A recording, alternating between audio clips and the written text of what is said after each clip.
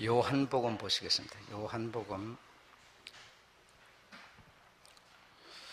15장 18절로 21절까지 읽어보겠습니다.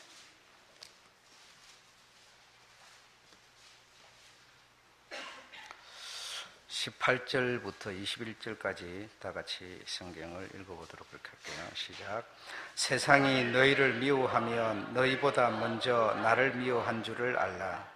너희가 세상에 속하였으면 세상이 자기의 것을 사랑할 터이나 너희는 세상에 속한 자가 아니요 도리어 세상에서 나의 택함을 입은 자인 고로 세상이 너희를 미워하느니라. 내가 너희들어 종이 주인보다 더 크지 못하다 한 말을 기억하라. 사람들이 나를 핍박하였은즉 너희도 핍박할 터이요 내 말을 지켰은즉 너희 말도 지킬 터이라. 그러나 사람들이 내 이름을 인하여 이 모든 일을 너희에게 하리니 이는 나 보내신 이를 알지 못함이니라. 아멘. 오늘은 우리 속에 스며 있는 것, 우리 속에 스며 있는 것. 우리 속에 무엇인가 스며 있는 것이 있는데 그것이 세상 것이 많이 스며 있으면 세상 방식대로 이렇게 살려고 하게 될 테고, 주님의 그 무엇이 스며 있으면 주님의 방식대로 이렇게 살려고 하게 되는 겁니다. 그래서 나에게 무엇이 스며 있는가라고 하는 것이 굉장히 중요합니다. 그래서 그것을 우리가 뭐라고 표현하는가 하면 그 지방의 문화 이렇게 표현하죠. 그 지방의 문화. 경상도는 경상도, 전라도는 전라도, 일본, 한국, 또 미국, 이런 지역적으로 그 지방에 스며 있는 것이 그 사람들에게 스며 있는 것이 그 사람들의 문화죠. 그래서 내게 하나님의 문화, 예수의 문화가 스며 있으면 예수님의 어떤 뜻이며 의도를 따라서 이렇게 살게 될 테고, 그렇지 않고 내게 세상 어떤 그런 쪽의 문화가 스며 있으면 세상 그 방식대로 살게 될 테고, 그런 겁니다. 그래서 나에게 어떤 것이 스며 있느냐라고 하는 것이 굉장히 중요한 겁니다. 우리가 성경에서 늘 쭉 들었고 그동안 쭉 오면서 들은 얘기입니다만은 아라랏산의 터키 북동쪽의 아르메니아 지방에 솟아 있는 5,200m의 그 산이죠. 그래서 그 산에 방주가 걸려서 틀을 잡았습니다. 그래서 거기서 인류의 시작이 된 겁니다. 그래서 거기가 인류의 시작이 된 곳이죠. 그래서 물로 세상을 다 이렇게 썰어버렸을 때 물이 가득 차가지고 기식하는, 호흡 있는 모든 것이 다 죽었을 때 거기에 방주에 탄 사람들이 그 방주가 그 산에 걸려서 거기서 이제 인류의 시작이 된 곳입니다. 그래서 거기서 노아의 그 아들 셈의 아들 5, 또 함의 아들 4, 그리고 야벳의 아들 7, 또 야벳의 아들 7 중에서 큰아들, 둘째 아들, 셋째 아들이 있을 거 아니에요. 그리고 거기서 또 자식이 나고, 또 둘째 아들에게서 자식이 나고, 셋째 아들에게서 자식이 나고, 끊임없이 자식이 나게 되죠. 그리고 또 첫째 셈의 아들에게서 아수르, 엘람 이런 아들에게서 또 자식이 생겨요. 그러니까 손이 번성하기 시작하죠.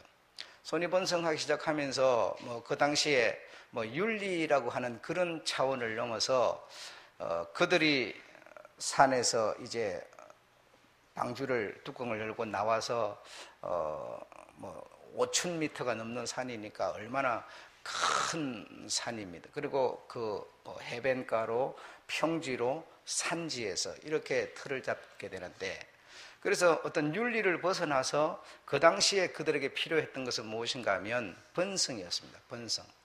번성하는 것이 오로지 그들에게 앞으로 살아갈 희망이 되는 것이죠.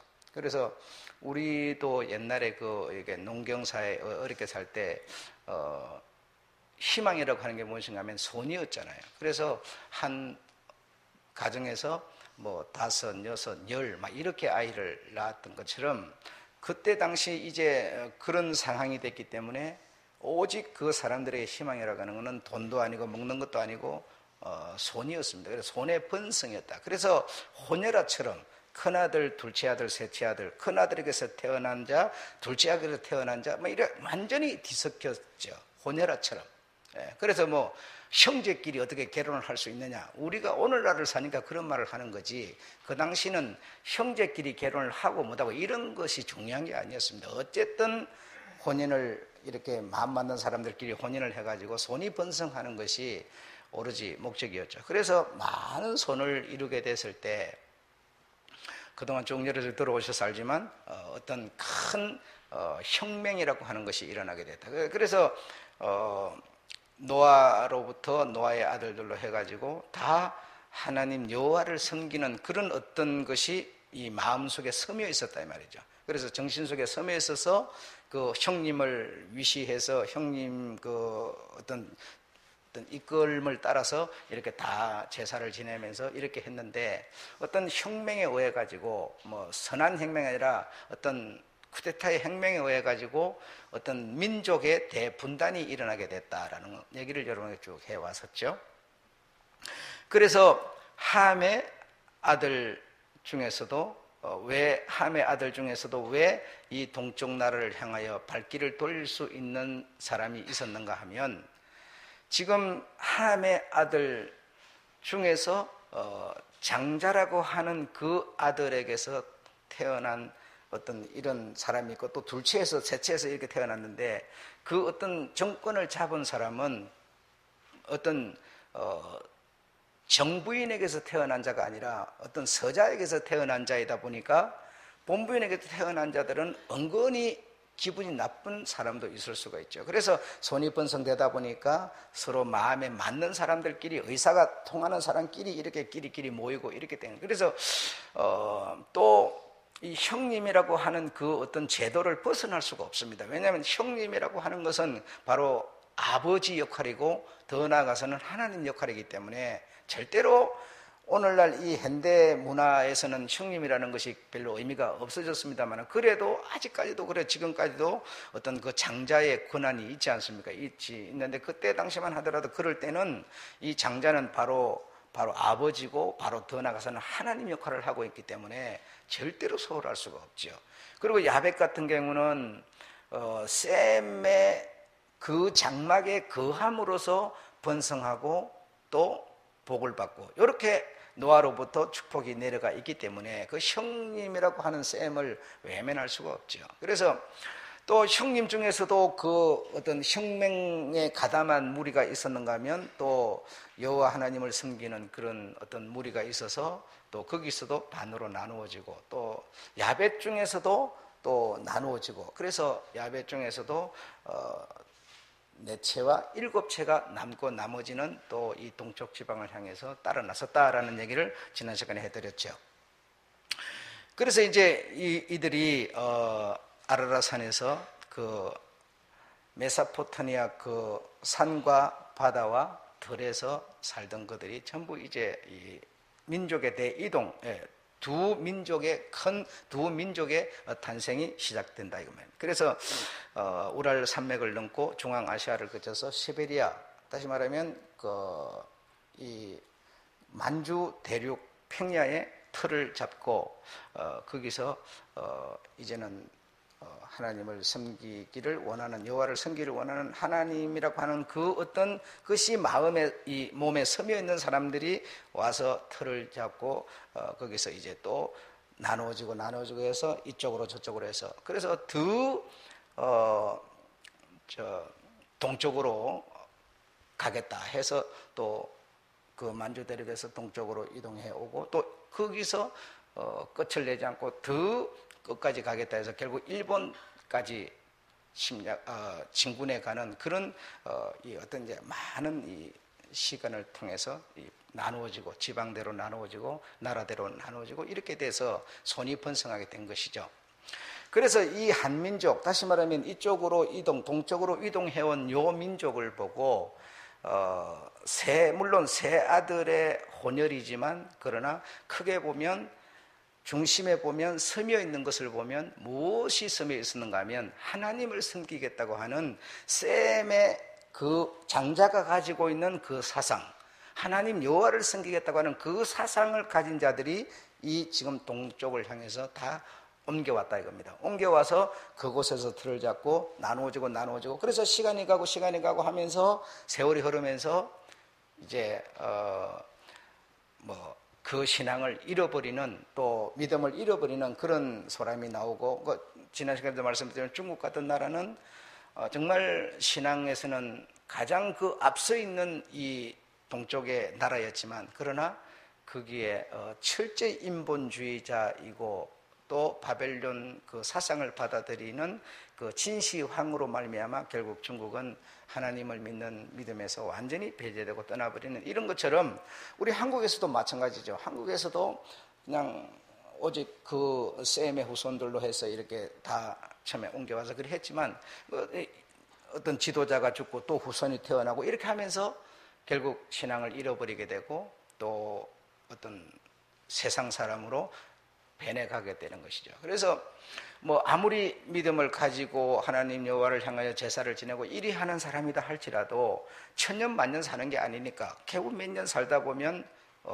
죽어버리니까, 그래서 하나님께서는 가장 기대를 크게 걸고 있는 게 뭐냐면 후손이었습니다. 그래서 그 후손이라고 하는 자가 아버지, 형님이 갖고 있던 그 신앙을 그대로 정말 어쩌면 더 강하게 스며들어 있는 이런 상태로 물려주거나 유지되지 못하고, 근데 오늘날로 보더라도, 세월을 보더라도, 역사를 보더라도 점점 회색되어 가고 있는 것을 우리가 볼 수가 있습니다. 그래서 시간이 가면서 아버지, 어머니가 갖고 있던 것이 한 20, 30 줄어들고 자식에게, 또 그 다음 때가 되면 또 줄어들고 자식에게, 이렇게 돼서 결국은 이 신앙이라는 것이 사람들에게서 다 스며 있지 못하고 다 유산되어 물처럼 녹아버린 것이죠. 그래서 앞으로도 마찬가지일 겁니다. 앞으로도 우리가 가진 이것이 점점 회색돼서 WCC라든지 다원주의라든지 해방 자유신학 이런 것으로 자꾸 회색돼 가지고 정말 여호와를 믿는 신앙이 우리가 살아있을 때는 어쩌면 유지될지 모르겠어요. 그러나 그 때가 지나면 어떻게 되겠습니까? 다 물처럼 녹아버리겠죠. 예. 이렇게 될 수밖에 없는, 그렇게 됐다 이겁니다. 그렇게 돼서 이 한민족, 정말 이 한민족 하나님을 섬기고 여호와를 섬기고 이런 민족이 이곳에 와서 틀을 잡고 이렇게 살았지만 이 한민족들이 거기서 잘 살아보자, 행복해서 우리가 틀을 잡자 이래서 이렇게 옮겨온 것이 아니라 한을 가지고 넘어온 겁니다. 한을 가지고 원망, 어떤 정말 그 셈의 후예 중에서도 장남, 그 어떤 하나님을 섬기고, 이 아라라산이라고 하는 것은 성산이고 정신의 지주입니다. 거기서 모든 인류가 탄생하기 때문에 우리가 돌아가리라. 우리가 오늘날 우리가 이제 돌아가리라 그러면 우리가 하나님 나라 우리의 본향으로 돌아간다 그러지만, 그 당시에 돌아가리라라고 하는 것은 그 터전으로 돌아간다는 얘기예요. 그래서 노아로부터 축복이 내려가지만 그 내려가는 축복, 셈, 함, 야곱에게 내려가는 축복은 그 의미를 보면 예수 그리스도를 말하는 거지만, 그때 당시는 예수 그런 거 관심이 없죠. 알지도 못하죠. 그래서 그때 당시 이 아버지로부터 내려진 축복은 그저 번성하고 어떤 물질의 소유, 이런 축복을 말하는 것이었어요. 이런 것처럼 그러했습니다. 그래서 이 한민족은 이곳으로 와서 자리를 잡고 틀을 크게 잡았지만, 그래서 이쪽으로 저쪽으로 또 지방대로 나라대로 나누어지면서 많은 번성을 이루었지만, 그 근본적인 그 어떤 정신 속에 들어있는 그들은 한을 가지고 넘어온 겁니다. 그래, 우리가 정말 있어야 될 곳에 있지 못하고 사실은 쫓겨서 오다시피 온 것이고 살아남기 위해서 온 것이고, 이런 상태이기 때문에 한을 가지고 온 민족이었습니다. 그래서 한을 가지고 우랄 알타이 산맥을 넘고 헤아릴 수 없는 미지의 세계를 향해서 이리 오면서, 그리고 형님들과 한번 생각해 보십시오. 그 헤어지는 이 어떤 분단의 이 비극, 헤어지는 작별, 이런 것 생각하더라도 이렇게 큰형, 둘째형, 셋째형에서 태어난 모든 후손들이 이렇게 혼혈처럼 결혼을 했는데, 어떤 큰 문제로 인해서 이제 갈라져서 떠나는 민족, 떠나지 않는 민족에서 이렇게 남게 될 때 완전 이별이죠. 그러니까 한 부모 밑에서 아이가 태어났지만, 자식이 태어났지만 그 부모를 따라 나서는 아이가 있고 따라 나서지 못하는 부모, 형제 할 것 없이 전부 완전 이별, 작별이었죠. 갈라짐이었죠. 그렇기 때문에 이런 어떤 부모를 떠나야 되고 형제를 떠나야 되고 한 부모 밑에서 자식이 태어났는데 또 한 남자 밑에서 배다른 또 자식이 태어나고 이런 어떤 얽히고 설킨 이런 상황에서 함께 어쩌든지 함께 살아야만 소망이 있고 함께 살아야만 어떤 겁을 우리가 줄이고 두려움에서 해방될 수 있는데 이렇게 나누어지고 하는 것 자체가 가장 두려운 것이죠. 그런 상황에서. 그래서 이렇게 어쩔 수 없는 상황에서 나누어져서 도망 오다시피 살기 위해서 오는 이들이었으니 이들 마음속에 응어리는 무엇인가 하면 한을 품고 넘어오고 있었어요. 그래 한을 품고 넘어오면서 그들이 모든 사람들의 그 정신을 동일시켜주는 음악이 있었고 노래가 있었으니 바로 그것이 아리랑이라고 하는 노래였다 이겁니다. 그래서 이 아리랑은 이 모든 민족의 어떤 정신을 대표하는 노래, 헤어짐의 노래, 다시 말하면 다시 헤어짐의 노래라고 하는 것은 다시 말하면 내가 그곳으로 돌아가겠다고 하는 어떤 모든 사람들의 희망이고 꿈이었다는 얘기죠. 이 노래를 부르면서. 그래서 이 노래가 어떻게 언제 누구에 의해서 생겼는지 모르는 신비의 노래라고 말하는 것이죠. 김규열 어떤 교수는 이 신비의 노래 아리랑의 어원을 찾으려고 온갖 노력을 해봤지만 찾을 수가 없었다는 거예요. 그 어원을 찾으려고 교수들이 학자들이 더듬으면 못 찾아내는 게 없죠. 이 돌멩이를 반으로 쪼개가지고 이것이 몇 년이 됐느니 이 화석이 어떤 것이 화석이 됐느니 못 알아내는 게 없죠, 여러분. 6.25 때 사람이 죽어버렸는데 막 포가 떨어지니까 막 사람이 죽었잖아요. 그냥 막 나뒹굴고 죽었다. 그러니까 지금 군인들이 어떻게 하고 있어요? 그 시체를 뼈를 찾아내는 일들을 하고 있잖아요. 땅을 파가지고 그 어떤 뼈를 찾아서 그 뼈를 가지고 DNA 검사를 하니까 지금 내 아들놈이 6.25 가가지고 전쟁한 DNA하고 맞춰봐가지고 그 뼈를 가지고 지금 내 자식을 찾아내는 세상이. 그래 못 찾아내는 게 없습니다. 못 찾아내는 게 없는데 우리나라 이 한민족의 모든 정신적인 지주, 모든 사람들의 소망, 이 이별의 슬픔의 모든 것을 담고 있는 이 서글픔의 노래, 헤어짐의 노래, 다시 본향으로 돌아가겠다고 하는 이 노래의 어원을 찾아서 학자들이 아무리 캐곡했지만 누가 지었는지도 모르고 언제부터 시작됐는지도 모르고 이런 노래가 바로 아리랑이었다는 거죠. 그래서 하나님과 함께, 아리랑은 하나님과 함께 하나님을 모실 수 있는 곳을 향하여서 옮겨오면서 그저 누가 노래를 지은 것이 아니라 하나님과 함께 오면서 흥얼거린 노래가 아리랑이었어요. 그래서 이 아리랑은 하늘 같이 살아야 될 형제 부모들이 함께 살지 못하고 헤어짐, 쓰라린 마음을 가지고 돌아오면서 그냥 마음속으로 흥얼거린 노래가 다듬어져서 우리가 고상에 부르는 그 노래가 된 것이죠. 그래서 이 민족은 한이 많은 민족, 한민족이라는 겁니다. 한민족.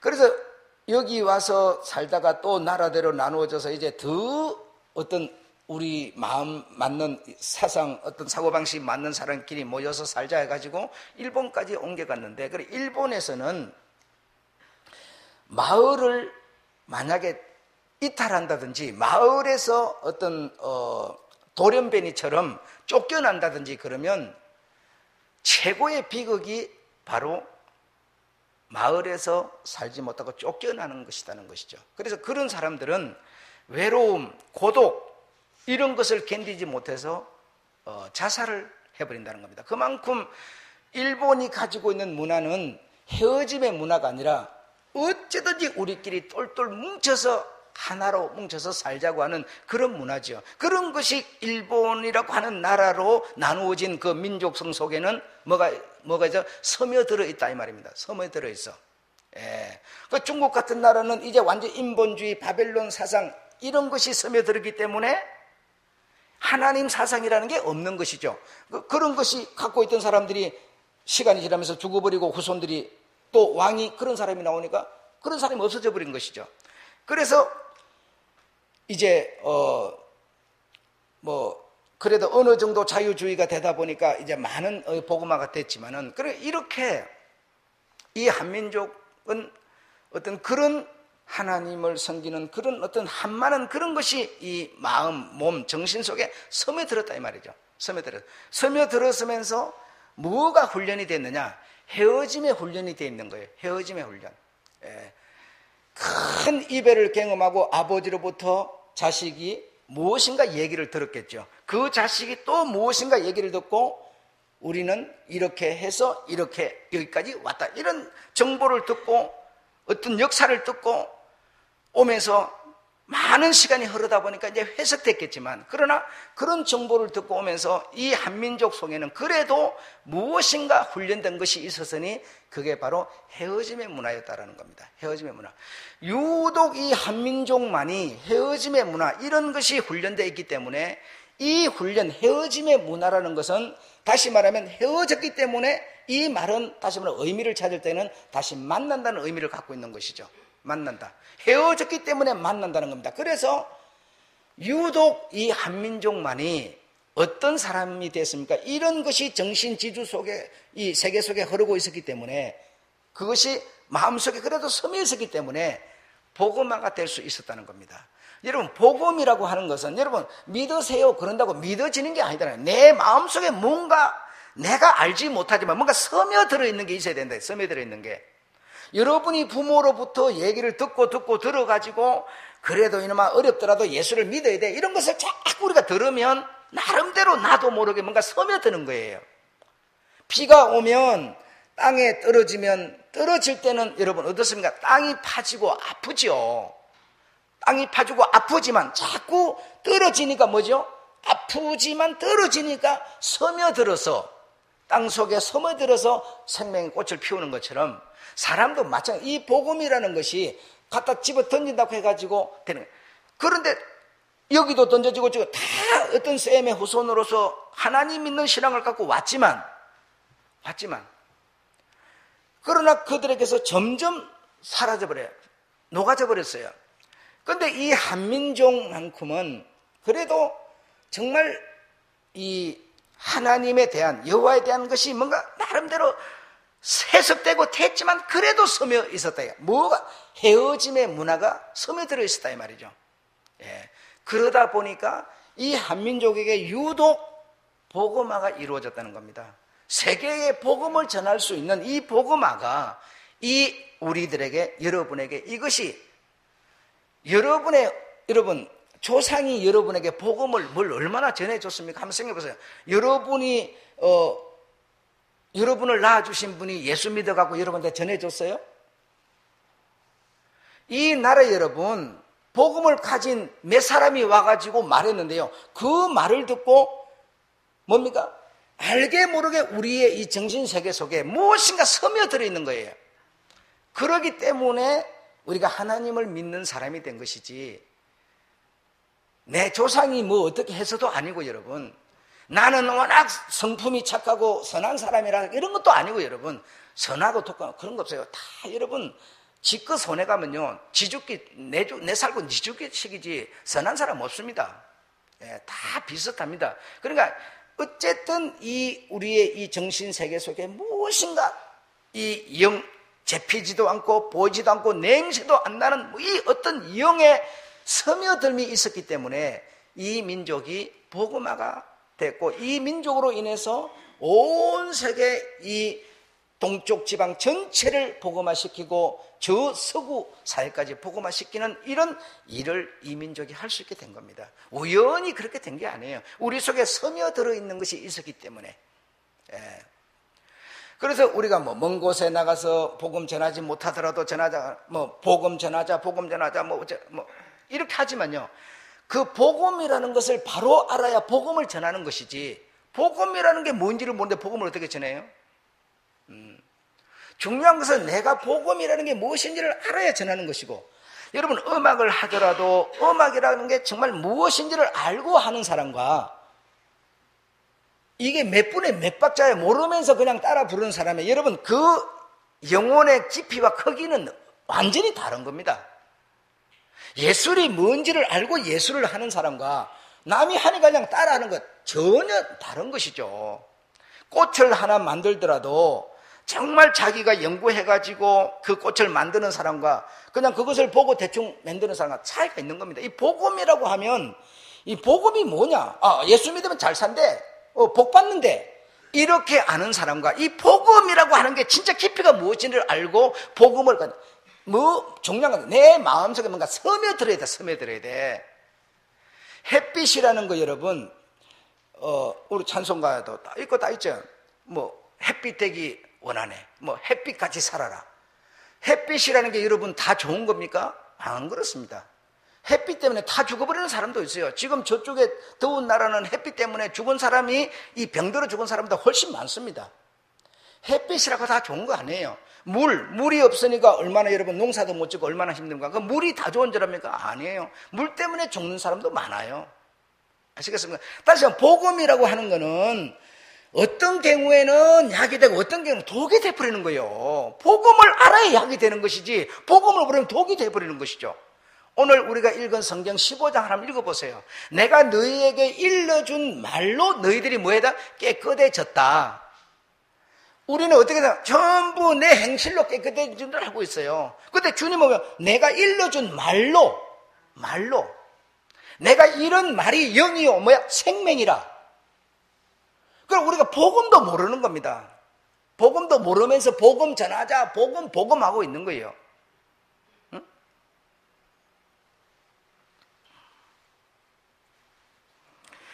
그래서 여러분, 이만큼 우리가 정말 이 진리면 진리, 우리 하나님이면 하나님에 대해서 뭔가 정말 세심하게 그걸 알아야 내게 뭡니까? 스며드는 거다 이 말이에요. 스며들어. 물이라고 다 좋은 것도 아니고 햇빛이라고 더 좋은 것도 아니고요. 복음이라고 다 좋은 것도 아닙니다. 내가 너희에게 일렀기 때문에 이러지 않았으면 너희들에게 무엇이 없으려니와 죄가 없으려니와, 내가 너희에게 일렀기 때문에 돌이킬 수 없이 너희는 죄가 있게 되었다, 이렇게 말하는 거예요. 예. 자, 우리가 한번 21절 한번 읽어보실까요? 시작.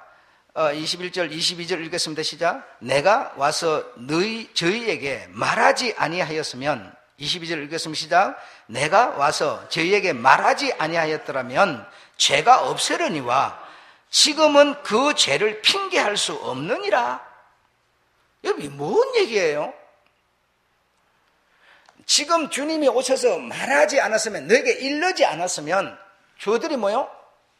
무엇이 선이고 죄도 없는 거예요. 그냥 죄가 없는 거예요. 근데 일렀기 때문에 뭐가 생겨서 기준이 생겨버렸어요. 생겨버렸기 때문에 이제 저들은 죄가 있다는 거예요. 그런데 우리가 가진 복음은 어떤 겁니까? 그냥 교회 와가지고 대충 잘 되고 잘 살고 복 받고 이 땅에서 좀 잘, 이런 것이 지금 복음인 줄 알고 있죠. 오늘 본문은 전혀 그 반대를 말하는 것이죠. 세상을 사랑하면 하나님과 뭐가 돼? 원수가 돼. 그러는데도 우리는요, 전부 그게 복음인 줄 알고 있어요. 우리의 마음과 영혼 속에 이 물이라는 것은 스며들게 돼 있는데, 뭔가 자꾸만 들으면 두드려 맞으면서 떨어지면 아프지요. 말씀 받으면 아프지요. 그러나 스며들게 돼 있는데, 하나님과 원수가 되는 물이 내게 스며드는 사람이 있고, 바른 복음을 들어갖고 진짜 하나님의 아들 자녀 되는, 천국 갈 수 있는 물일로 스며드는 사람이 있는 거예요. 그럼 내가 진짜 복음을 가졌는지 이것도 모르는 것이죠. 예수 안 믿어도 여러분, 이 문화를 타고 쭉 가게 되면 오늘날 여러분 사는 게 예수 믿어서 이만큼 사는 거예요? 그거 아니잖아요. 그렇죠? 안 믿어도 여러분이 이 문화 타고, 한민족 문화 타고 여기까지 2015년 여기 왔으면요, 이만큼 사는 거예요. 예수 믿는다고 이만큼 사는 거 아니에요. 예수 안 믿는 사람은 머리가 돌덩어리 완전히 바보 멍청이고, 예수 믿는 사람은 이게 뭐 무슨 이런 거 절대로 아닙니다. 아니에요. 그런데 우리가 가진 복음이라는 것은 그런 수준의 복음이에요. 예. 그런 수준의 복음을, 여러분, 인본주의라니까 무슨 행편없는 뭔가 다른 얘기 같습니까? 아닙니다. 인본주의와 여호와를 믿는 신앙은 여러분 종이 한 장 차이기 때문에 이렇게 말하면 인본주의가 되고 저렇게 말하면 신앙이 되고 그러는 겁니다. 많은 차이를 두지 않아요. 그래서 내 속에 인본주의라고 하는 신앙이 나에게 스며들면 안 되고, 세상을 미워하고 싫어하고 정말 하나님 여호와 신앙이라는 게 내 속에 내가 딱 스며들어야 복음의 사람이 되는 겁니다. 복음의 사람이.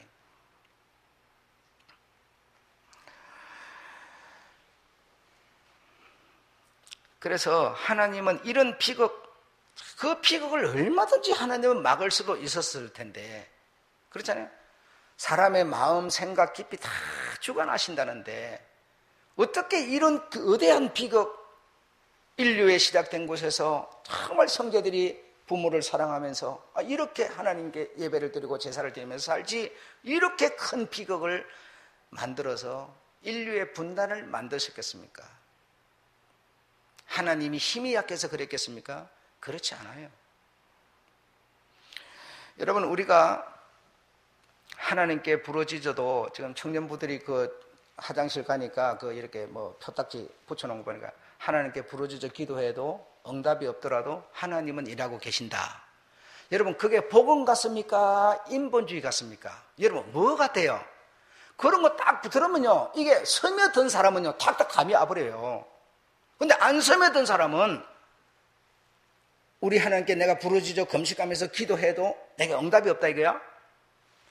그래도 하나님은 뭐하고 계셔? 일하고 계신다. 이 말은요 인본주의지 복음이 아니에요, 여러분. 아시겠습니까? 그런데 우리 수준은 뭐예요? 전부 그 수준이거든요. 그러니까 내가 복음이 뭔지 모르면서 복음이라고 말하고 있을 뿐인 거죠. 예. 자, 또 15장에 읽어보겠습니다. 15장 7절 한번 읽어보시죠. 시작. 너희가 내 안에 거하고 내 말이 너희 안에 거하면 무엇이든지 원하는 대로 구하라. 그리하면 이루리라. 자, 여기서 여러분 한번 봐보세요. 너희가 내 안에 거하고 내가 너희 안에 거하는데, 너희가 내 안에 거하고 내 무엇이 예수님의 말이, 그럼 우리는 말씀이라고 그래야 되겠죠? 말씀이 너희 안에 거하면 무엇이든지 원하는 대로 구하라. 여러분, 원하는 대로 구하라, 이게 무슨 얘기입니까? 예? 이게 무슨 얘기로 이 복음을 가진 사람들이 이해를 하는 거 아니? 기도하라로 이해하는 거예요. 근데 이 내용은, 이 오늘 요 15장은 기도하라가 아니에요. 정말 내 말이 네 안에 스며들어서 너에게 있다면 구하라라고 하는 거는, 여러분 자식놈 보고 이 자식 말 잘 들어, 그렇게 말할 때 여러분 이 귀로 듣는 것을 말합니까? 행동하는 것을 말하죠. 그렇죠? 마찬가지로 이 구하라 이 말은 기도하라 이게 아닙니다. 그런데 우리는 여러분 어려운 문제가 있으면 뭐죠? 무조건 기도하는 거예요. 기도하면 응답, 이것만 생각하는 거예요. 그게 복음입니까? 아닙니다. 복음은 바로 저기다. 내 한 번의 기도가 나를 완전히 변화시키지 못할지라도 뭐요? 그래도 뭐 하는 겁니까? 기도하는 겁니다. 이 말은 뭐예요? 내가 너희와 하나로 섞여서 스며들어 있으니 내가 내게 일러준 말을 믿고 힘들고 어렵더라도 한 걸음 한 걸음 뚜벅뚜벅 가라는 얘기죠. 기도하고 이렇게 막 주문해오라는 게 아닙니다. 그런데 우리는 그 주문으로 이걸 구하라를 이해하고 있는 거예요. 그러니까 뭐요? 말은 복음이라 그러지만 우리는 복음이 없는 것이죠. 그래서 주님은 우리에게 내 말이 너희 안에 정말 거하면 너희는 뭐하라? 그 말을 믿고 그냥 행동하고 살으라는 얘기죠. 그런데 우리는 행동하고 사는 것은 다 버려버리고 기도 주문만 해오는 거예요. 그러면서 뭐만 생각해? 응답만 생각하는 거야. 이게 복음이냐? 이거는 인본주의라는 겁니다, 여러분. 인본주의와 이 하나님 여호와의 신앙은 크게 차이가 나는 것 같지만 크게 차이가 나질 않아요. 어떻게 보면 맞는 얘기 같은데 그게 뭐죠? 내가 주체가 되어서, 내가 주인이 돼서, 내가 핵심이 되어서 하나님을 부려먹는 상태가 되어 있는 거예요. 하나님이 지금 아무 응답 안 한다고 해서 아무 응답 안 하지만 나를 위해서 일하고 있어요? 예. 그렇게 생각하니 뭐냐? 나를 위해서 일하는 내가 언제나 주체예요. 내 직장이나 구해주는 분, 내 병이나 고쳐주는 분. 병 안 나면 뭐예요? 하나님 필요 없잖아요. 좋은 직장 가지고 튼튼하게 돈벌이 잘하고 있으면 하나님 무슨 필요 있어요? 그런 거나 의뢰 있어야 내가 구할 텐데 그분께. 내가 그것 안전하게 갖고 있는데 뭐 하나님 필요합니까? 우리 신앙은 여러분, 이 한민족에게 온 신앙이 우리 오늘 살아가는 우리에게 온 신앙은요, 그렇게 해석돼서 우리에게 와 있는 거예요. 그런 것이 우리에게 스며들어 있는 거예요. 이것을 여러분 내 코에 뻘건 기 들었는데 이게 일기를 매일 쓰는데 보니까 1년 됐습니다. 1년 벌써. 이것이 스며들었는데 이걸 벗겨내는데 2년이 걸리는 거죠. 1년 동안 스며들었으면 벗겨내는데 2년이 걸리는 거죠. 그래서 왜 이렇게 뻘건 기가 안 없어지는 거요? 하니까 그동안 뻘건 기가 이 코에 들었을 때 그것이 혈관이 확장돼가지고 그렇게 스며들어 있기 때문에 이것을 벗겨내는데 약을 바르고 먹는다고 해서 무슨 이게 상처 꼬매가고 하는 것처럼 이 붉은 기가 없어지는 데는 더 많은 시간이 소요된다는 거죠. 우리 사람들에게 이런 복음이라는 게 와가지고 복음 같은 인본주의가 와가지고 우리 속에 스며들어 버렸는데 이것을 벗겨내는 데는요 더 많은 시간이 소요되는 겁니다. 더 많이 힘든 거예요. 그래서 마음에 안 맞는다 그러고 뭐든 내 뜻대로 안 된다 그러고 온갖 잡음이 일어나는 겁니다. 지금 우리 주님은 우리들에게 나를 위해서 언제나 내 생명을 보호하고 계시죠. 하나님은 실수가 없으시는 하나님. 여러분 이 말은 무슨 뜻을 품고 있겠습니까? 내가 바른 길을 가야 되는데 바른 길을 가지 않더라도 나에 대해서 주님은 실수하지 않는다는 뜻입니까? 그런 뜻이 아니죠. 바른 길을 가라고 하는 내 일러준 말을 따라서 바른 길을 가라고 하는 그 바른 길을 가는 바른 어떤 목적을 가지고 사는 우리를 뭐죠? 마귀에게 뺏겨버리지 않고 끝까지 하나님의 자녀로 책임지겠다는 얘기지. 내가 그런 길로 역길로 자빠져버렸는데도 그러면 하나님은 힘이 없어서 실수 안 한 겁니까? 그런 뜻이 아니잖아요. 응? 내가 그릇된 길로 가는데도 하나님은 실수하지 않는 능력 많으신 분이라서 그것까지 감당해 준다 이런 뜻입니까? 그런 뜻이 아니에요. 그런데 우리는 그렇게 생각하는 거죠. 강권적인 하나님, 도우시는 하나님. 예. 내가 바른 길을 갈 때 바른 말을 하고 바른 어떤 길을 가는데 어떤 어려움이 있더라도 그것을 내가 감당하고 갈 때 이겨내고 갈 때 우리에게 약속하신 바를 하나님은 이루어 주시겠다는 거죠. 이루어 주시겠다는 거죠. 그런 측면에서 실수하지 않는 하나님이라고 말하는 거지 내가 그냥 잘못하는데도 하나님이 뭐 덮어주고 봐주고 주고 그런 측면에서 말하는 게 아니에요. 아니라고요.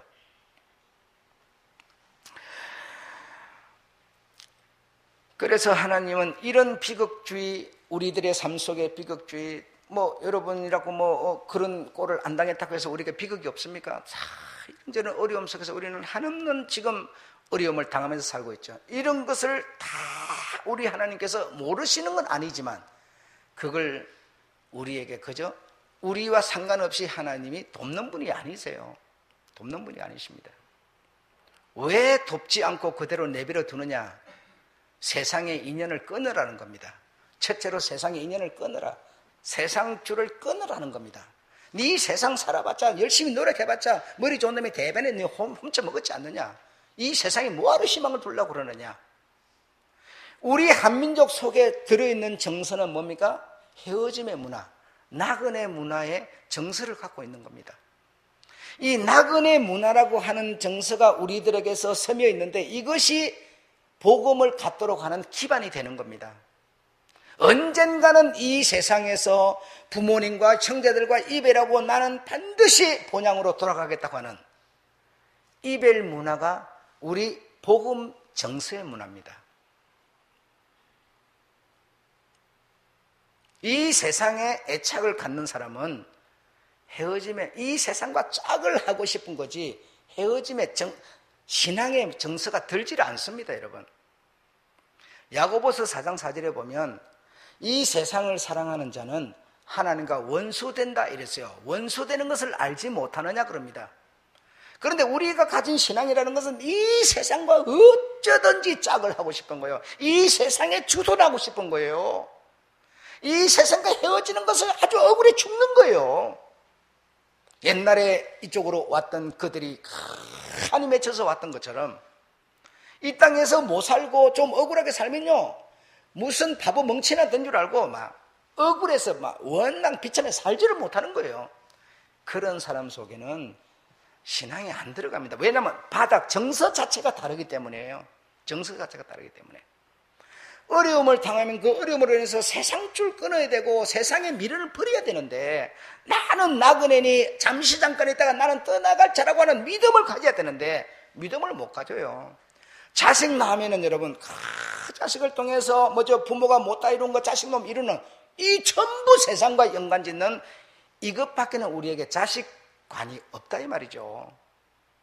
자식관이 없어.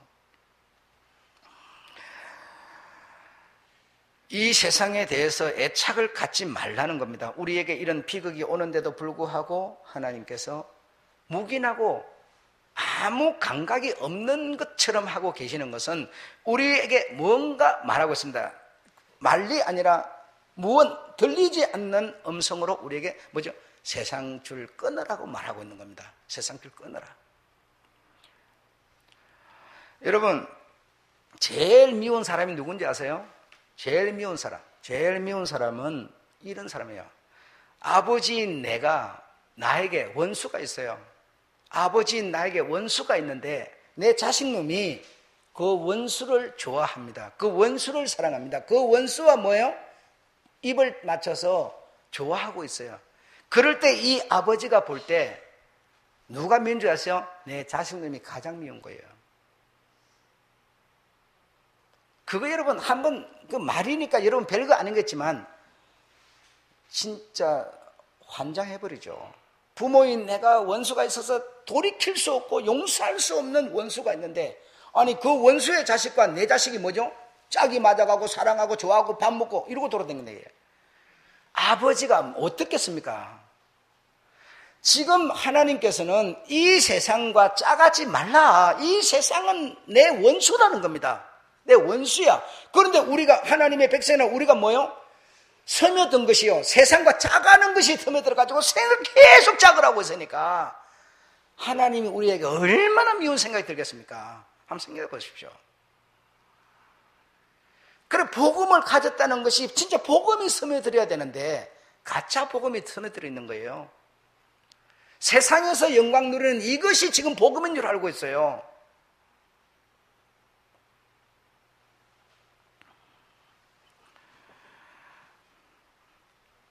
여러분이 예수 믿기 때문에 세상에 나가셔서 안 믿는 사람과 믿는 자 여러분이 둘이가 있을 때 어떤 한 사람이 이 둘 중에 하나를 선택을 해야 된다고 할 때 내가 예수 믿으니까 정직하고 선하니까 나를 선택해 주겠지. 천만의 말씀이에요. 여러분 선택 절대로 안 합니다. 왜 그럴까요? 우리는 이 세상에 속한 자가 아니기 때문입니다. 여러분 안 해줘요.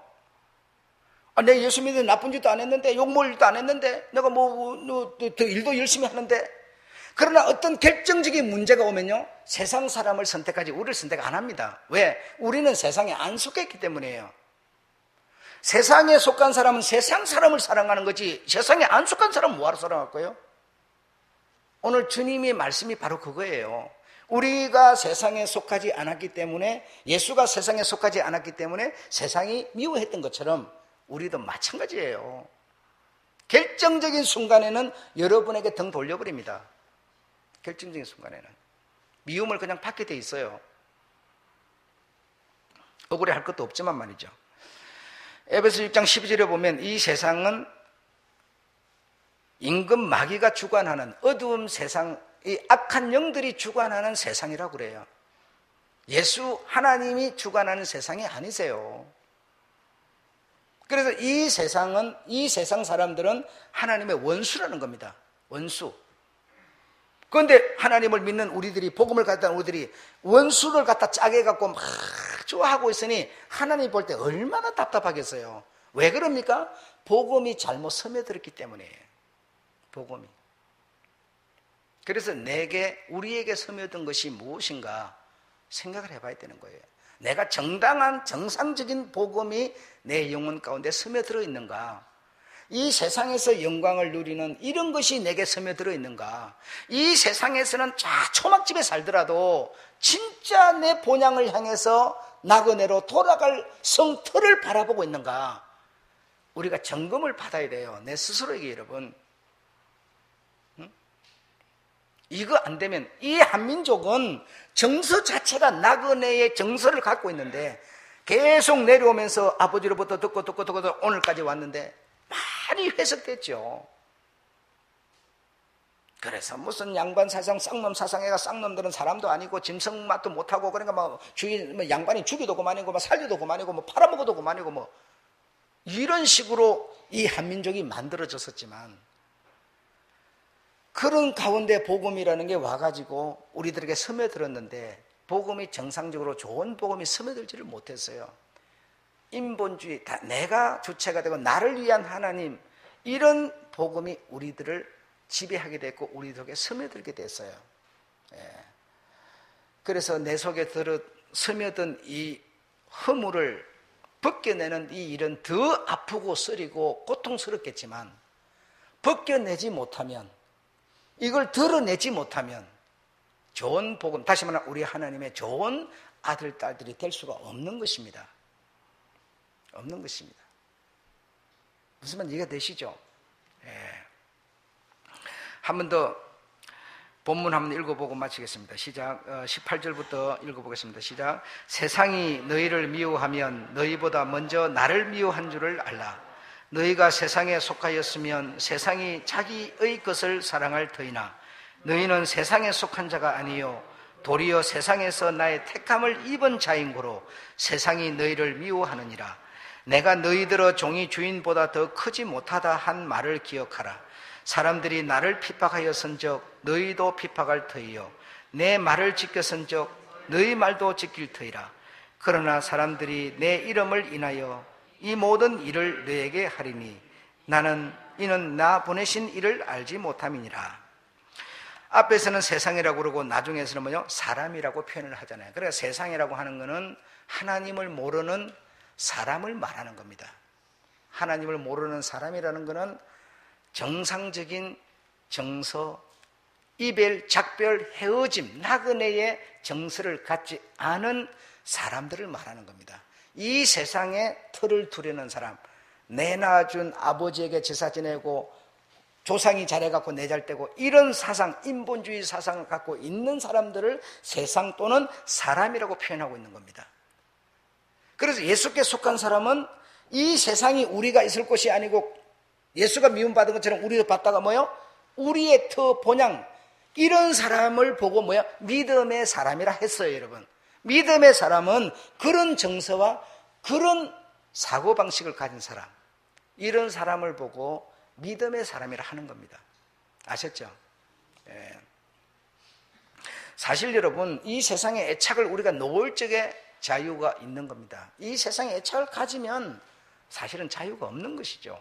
편치를 않습니다.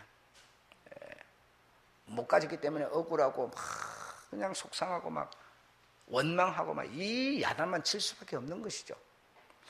아무쪼록 여러분 속에, 우리 속에 스며들어 있는 이 정서, 이거는 바로 여호와를 믿는 신앙, 믿음이 되어야 될 줄로 믿습니다. 벗겨내는 이 수고를 아끼지 마시기를 주의 이름으로 축원합니다.